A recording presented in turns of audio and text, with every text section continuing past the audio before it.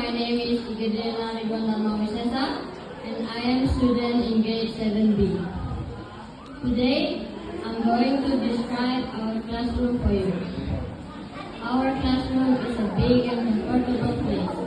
It has 4 large windows that let in a lot of sunlight, making the room bright and cheerful. The walls are painted white color and decorated with educational posters about bullying. At the front, there is a whiteboard where the teacher to write lessons and explain subjects.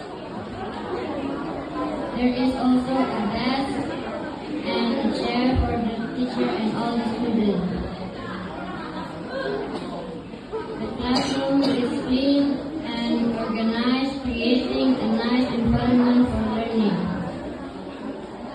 Overall, the classroom is a great place for the student to focus and learn. That's all about my class, and thank you for listening.